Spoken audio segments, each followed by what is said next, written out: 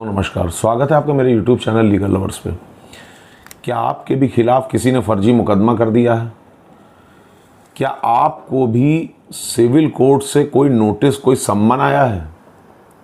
क्या किसी ने आपकी ही संपत्ति पे फर्जी मुकदमा कर दिया है? क्या किसी ने आपकी प्रॉपर्टी, घर, मकान, ज़मीन, जायदाद हड़पने के लिए या किसी ने आपको परेशान करने के लिए, ज़बरदस्ती आपके हक को मारने के लिए आपके ऊपर फर्जी मुकदमा कर दिया और आपको अगर कोर्ट से कोई नोटिस, कोई सम्मन आया है तो आपको घबराने की बिल्कुल भी आवश्यकता नहीं है, बिल्कुल भी ज़रूरत नहीं है। देखिए, सिविल प्रोसीजर कोड जिस पर सिविल प्रक्रिया संहिता से संबंधित पूरी अदालती कार्यवाही चलती है, सिविल मामलों से संबंधित अदालती कार्यवाही चलती है, ऐसे प्रकरण जो सिविल प्रकृति के प्रकरण हैं, यानी कि जो मुकदमे सिविल कोर्ट में चलते हैं, चाहे वो उत्तराधिकार से संबंधित मामले हों, चाहे वो प्रॉपर्टी से संबंधित मामले हों, चाहे वो बंटवारे से संबंधित मामले हों किसी भी विषय या वस्तु के, तो ऐसे किसी भी मामले से संबंधित मुकदमा अगर किसी ने आपके खिलाफ किया है और आपको ये लगता है कि ये मुकदमा पूरी तरीके से गलत है, फर्जी है, बोगस है, फ्रॉड है और आपको केवल बांधे रखने के लिए और फंसा करके रखने के लिए, परेशान करने के लिए, आपकी ही चीज़ को ज़बरदस्ती हड़प कर लेने के लिए किसी ने वो मुकदमा दाखिल किया है और आपको ये लगता है कि ज़बरदस्ती उस मुकदमे में दौड़ दौड़ करके आपका हैरेसमेंट होने वाला है या आप परेशान हो जाएंगे वर्षों तक मुकदमा लड़ लड़ के, तो उससे संबंधित एक बहुत ही बेहतरीन उपचार और समाधान के साथ मैं आपके बीच आया हूँ। देखिए, अगर किसी व्यक्ति ने आपके खिलाफ इस प्रकार का कोई भी मुकदमा किया है तो सीपीसी के ऑर्डर 7 रूल 11 के तहत आप उस व्यक्ति के मुकदमे को प्रारंभिक स्तर पर ही खारिज करने की एप्लीकेशन डाल सकते हैं। ऑर्डर 7 रूल 11 सीपीसी ये स्पष्ट रूप से प्रावधानित करता है कि ऐसा कोई भी मुकदमा जो न्याय के उद्देश्यों को पूरा न करता हो, जो उन टर्म और कंडीशंस को पूरा न करता हो जिसके बिना एक मुकदमा वैधानिक रूप से चल नहीं सकता, सस्टेनेबल नहीं हो सकता, तो ऐसे मुकदमे को प्रारंभिक स्तर पर ही खारिज कर दिया जाना चाहिए। इस नियम का निर्माण इसलिए हुआ ताकि अदालतों पर फर्जी मुकदमों का बोझ कम हो, जबरदस्ती के लिटिगेशन पेंडिंग न रहे, जबरदस्ती वाद के पक्षकार अनावश्यक रूप से कोर्ट में आपस में जूझते और लड़ते न रहें और न्यायालय का कीमती समय बर्बाद न हो। इस उद्देश्य से ऐसे फर्जी मुकदमों को प्रारंभिक स्तर पर यानी कि प्राइमरी स्टेज पर ही खारिज करने के लिए ऑर्डर 7 रूल 11 के नियम को प्रावधानित किया गया है। देखिए, मैं आपको बता दूं, जानकारी दे दूं कि ये कोडिफाइड है कि अगर किसी भी वाद पत्र में यानी कि मुकदमे में कॉज ऑफ एक्शन यानी कि वाद कारण का, उचित वाद कारण कि क्यों वो मुकदमा दाखिल किया गया, ये मैं आपको जो नॉर्म्स बता रहा हूं उनको बहुत अच्छे से ध्यान से समझिएगा। किसी भी मुकदमे में अगर आपके खिलाफ जैसे किसी ने मुकदमा किया, अब आपको अदालत की नोटिस आई, सम्मन आया, आप कोर्ट में गए, आपको लगता है कि बिना किसी कारण के फर्जी बिला वजह वो मुकदमा आपके खिलाफ किया गया है, वाद का कोई कारण बनता ही नहीं कि वो मुकदमा कोर्ट में प्रस्तुत किया जा सके, तो इस ग्राउंड के आधार पर आप ये एप्लीकेशन दे करके उसमें ये चीज मेंशन कर सकते हैं कि जो मुकदमा न्यायालय में प्रस्तुत किया गया है वादी के द्वारा, मुकदमा वादी जो है प्लेंटिफ के द्वारा जिसने मुकदमा किया है, उसका कोई उचित कारण ही नहीं है और बिना किसी उचित कारण के, बिना किसी जस्टिफाइड कॉज ऑफ एक्शन के वो मुकदमा अननेसेसरी कोर्ट के सामने प्रस्तुत कर दिया गया है, तो ऐसी स्थिति में उस व्यक्ति का मुकदमा खारिज हो जाएगा। दूसरा, अगर वो मुकदमा किसी लॉ के अगेंस्ट हो यानी कि ऐसा कोई लॉ जो इस प्रकार के मुकदमे को करने पर प्रतिबंध लगाता है, अगर ऐसे किसी कानून के खिलाफ वो मुकदमा किया गया है तो ऐसा मुकदमा भी खारिज होने योग्य है। प्राइमरी स्टेज पर आपको कोर्ट में ये चीज बतानी पड़ेगी कि साहब ये मुकदमा विधि के विरुद्ध है, कानून के खिलाफ है, किसी पर्टिकुलर नियम के विरुद्ध है और ये मुकदमा कोर्ट में चलने योग्य नहीं है, तो उस व्यक्ति का मुकदमा प्राइमरी स्टेज पर खारिज कर दिया जाएगा। थर्ड, अगर किसी व्यक्ति का मुकदमा बिल्कुल अननेसेसरी फालतू की चीज से संबंधित हो, जैसे किसी आदमी ने जबरदस्त यानी कि तुच्छ हो, तुच्छ, दिखावटी और बेतुका। आपको यह साबित करना होगा कि साहब, अब जैसे मैं आपको उदाहरण फॉर इंस्टेंस मैं आपको बताता हूं, कोई इंसान मुझसे जबरदस्ती ईर्ष्या रखता है, उसको समझ में नहीं आ रहा कि यार इस आदमी को कैसे परेशान करें, और वो आदमी सपोज करिए कि उस मतलब हैबिचुअल कंप्लेनेंट टाइप का इंसान है कि उसकी आदत है फर्जी लोगों के ऊपर मुकदमा करना, जबरदस्ती आदमी के लकड़ी करना, उसको परेशान करना आए दिन कि इसको भी परेशान करें उसको भी परेशान करें, उसके बाद कोई काम ही नहीं है इसके अलावा, वो बैठ के खाली मुकदमेबाजी कर रहा है। तो ऐसे व्यक्ति ने आपके खिलाफ, जैसे मान के चलिए कोई ऐसा मुकदमा कर दिया कि हाँ भाई इन्होंने मेरी पेंसिल उठा ली, जबरदस्ती मैं लिख रहा था, मेरी पेंसिल छीन ली इन्होंने, या ये मेरे घर के सामने से गुजर रहे थे, इन्होंने मुझे देख के घूर दिया, या फिर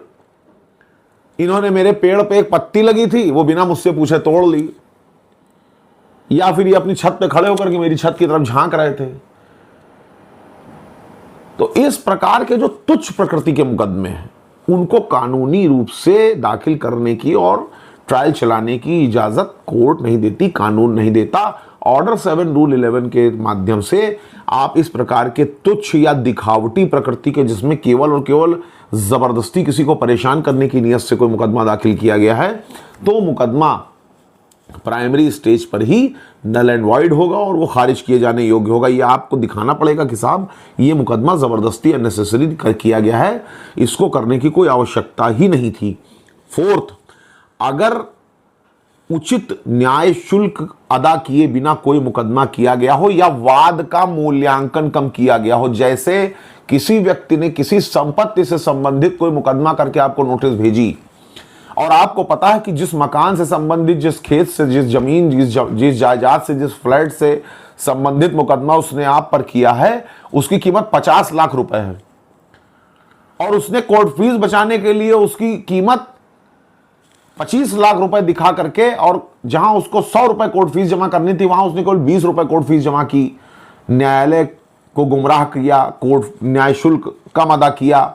मूल्यांकन, वाद का मूल्यांकन कम किया, किसी चीज की कीमत को जबरदस्ती कम करके दर्शाकर मुकदमा कर दिया है। तो ऐसी स्थिति में भी आप माननीय न्यायालय से ये दरखास्त कर सकते हैं, ये चीज आप उनके सामने लिखित रूप से रख सकते हैं कि साहब इस चीज का जो मूल्य था, उचित मूल्य,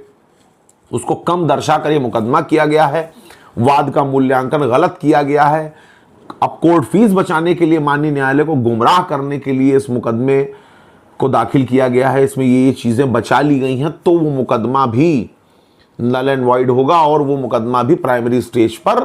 खारिज किया जा सकता है। माननीय न्यायालय उसको यही लिखित कारण दर्शित करते हुए खारिज कर सकता है कि इन्होंने इस प्रकार से न्याय शुल्क की चोरी की है और ये मुकदमा सस्टेनेबल नहीं है, प्राइमरी स्टेज पे ही खारिज किए जाने योग्य है। फिफ्थ,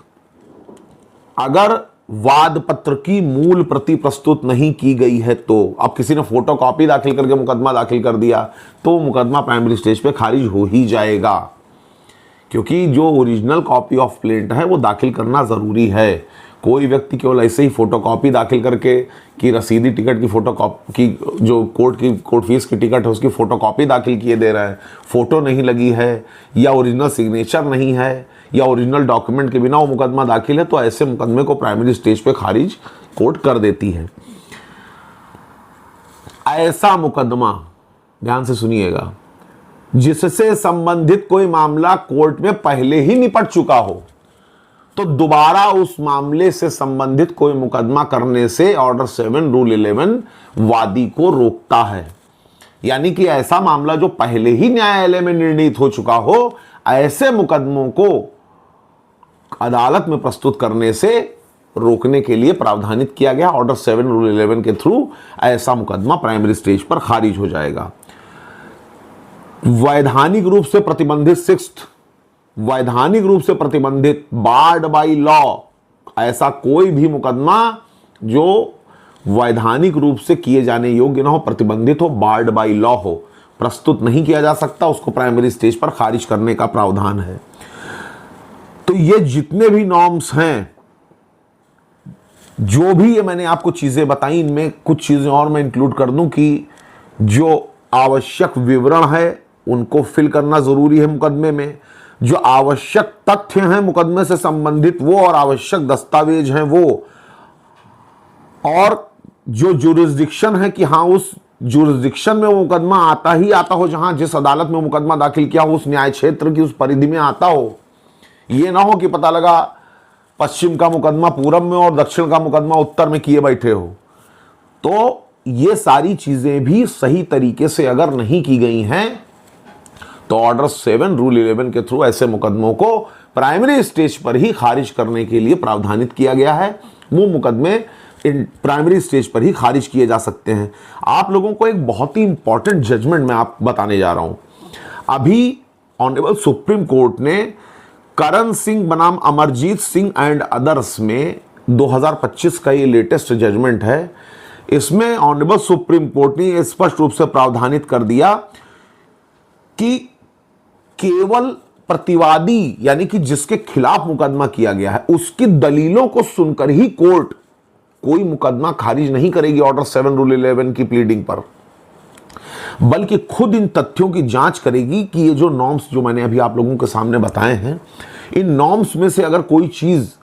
फुलफिल नहीं है ठीक तरीके से तो न्यायालय खुद ये देखेगी डॉक्यूमेंट में, वाद पत्र में, कि हाँ इनमें से कोई चीज अगर नहीं बन रही है तो ही मुकदमा खारिज किया जाएगा। केवल प्रतिवादी के कह देने से या दलीलें दे देने के आधार पर ही वो मुकदमा खारिज नहीं किया जा सकता। सुप्रीम कोर्ट ने ही 2025 जुलाई में यह भी आदेश पारित किया गया है सुप्रीम कोर्ट के द्वारा कि केवल रेस जुडिकेटा के आधार पर मुकदमा, रेस जुडिकेटा यानी कि अभी मैंने आप लोगों को देखिए बताया और बिल्कुल लेटेस्ट जजमेंट अब हमारे सामने है कि ऑनरेबल सुप्रीम कोर्ट ने जो जजमेंट मैंने अभी आपको बताया है, इस जजमेंट में यह भी प्रावधानित किया कि केवल रेस जुडिकेटा यानी कि कोई मामला अगर पहले से निर्णीत हो चुका है तो केवल इस आधार पर किसी मामले को बिना ट्रायल किए, बिना पूरी तरीके से सुने कि कहीं ऐसा तो नहीं है कि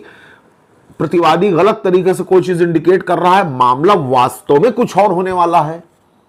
जो जिससे संबंधित जो इंग्रेडिएंट्स थे वो पहले जो निर्णय हुआ उसमें ना आए हो। तो इस जजमेंट में इस चीज को दर्शाते हुए ऑनरेबल सुप्रीम कोर्ट ने मुकदमे को खारिज करने से मद्रास हाईकोर्ट के निर्णय के खिलाफ अपील हुई थी कि साहब ये तो रेस जुडिकेटा से संबंधित मामला, इस मुकदमे को सस्टेन नहीं किया जा सकता, मुकदमा नहीं चल सकता। तो ऑनरेबल सुप्रीम कोर्ट ने कहा नहीं, मुकदमा चलेगा, ट्रायल चलेगा और उसके बाद ये निश्चित होगा कि ये मुकदमा सस्टेनेबल था कि नहीं। और ये कहते हुए ऑर्डर 7 रूल 11 की प्ली को नकार दिया और मुकदमे को ट्रायल की तरफ बढ़ाने का आदेश पारित किया। तो अगर आप भी किसी फर्जी मुकदमे से परेशान हैं, किसी घर जमीन जायदाद से संबंधित मुकदमे की फर्जी नोटिस आपके पास ऐसी आ गई है जिससे आपको लगता है कि यार फर्जी ये आदमी हमको अब वर्षों तक परेशान करने वाला, ज़बरदस्ती दौड़ाएगा, ज़बरदस्ती हमको कोर्ट कचहरी के चक्कर काटने पड़ेंगे, और आपको लगता है आपके पास ऐसे प्रॉपर प्रूफ हैं जिससे आप ये साबित कर सके कि ये जो नॉर्म्स मैंने अभी आपको बताए इस वीडियो में, इन नॉर्म्स में से कोई चीज़ उसमें बनती है, तो उसी आधार पर आप ऑर्डर 7 रूल 11 का जो एप्लीकेशन है उसका उपयोग करके, उसका सदुपयोग करके, उसकी प्ली लेकर के उस वादी के द्वारा दाखिल किए गए अननेसेसरी प्लेंट को खारिज कराने का आवेदन कर सकते हैं। ऐसी ही और जानकारियों के लिए हमारे चैनल पर बने रहिए। धन्यवाद।